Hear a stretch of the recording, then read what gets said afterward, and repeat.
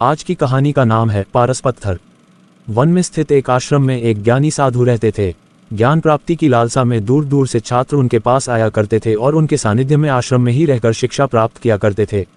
आश्रम में रहकर शिक्षा प्राप्त करने वाले छात्रों में से एक छात्र बहुत आलसी था। उसे समय व्यर्थ गंवाने और आज का काम कल पर टालने की बुरी आदत थी। साधु को इस बात का ज्ञान था, इसलिए वे चाहते थे कि शिक्षा पूर्ण कर आश्रम से प्रस्थान करने के पूर्व वह छात्र आलस्य छोड़कर समय का महत्व समझ जाए। इसी उद्देश्य से एक दिन संध्या काल में उन्होंने उस आलसी छात्र को अपने पास बुलाया और उसे एक पत्थर देते हुए कहा, पुत्र, यह कोई सामान्य पत्थर नहीं बल्कि पारस पत्थर है। लोहे की जिस भी वस्तु को ये छू ले वह सोना बन जाती है। मैं तुमसे बहुत प्रसन्न हूँ, इसलिए 2 दिनों के लिए ये पारस पत्थर तुम्हें दे रहा हूँ। इन 2 दिनों में मैं आश्रम में नहीं रहूँगा। मैं पड़ोस के गांव में रहने वाले अपने एक मित्र के घर जा रहा हूँ। जब वापस आऊँगा तब तुमसे ये पारस पत्थर ले लूँगा। उसके पहले जितना चाहो उतना सोना बना लो। छात्र को पारस पत्थर देकर साधु अपने मित्र के गांव चले गए। इधर छात्र अपने हाथ में पारस पत्थर देख बड़ा प्रसन्न हुआ।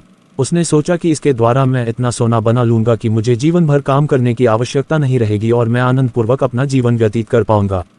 उसके पास 2 दिन थे। उसने सोचा कि अभी तो पूरे 2 दिन शेष हैं। ऐसा करता हूँ कि एक दिन आराम करता हूँ, अगला पूरा दिन सोना बनाता रहूँगा। इस तरह एक दिन उसने आराम करने में बिता दिया। जब दूसरा दिन आया तो उसने सोचा कि आज बाजार जाकर ढेर सारा लोहा ले आऊँगा और पारस पत्थर से छूकर उसे सोना बना दूंगा।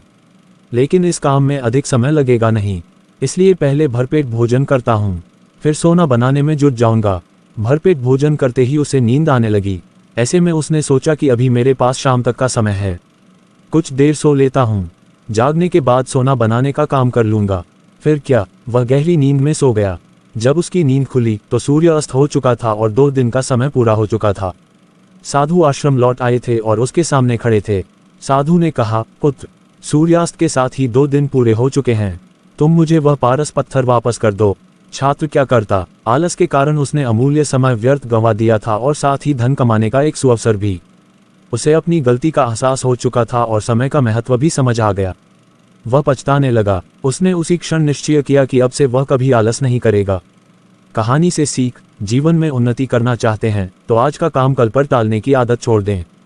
समय अमूल्य है, इसे व्यर्थ ना गंवाएं, क्योंकि एक बार हाथ से निकल जाने के बाद समय कभी दोबारा वापस नहीं आता।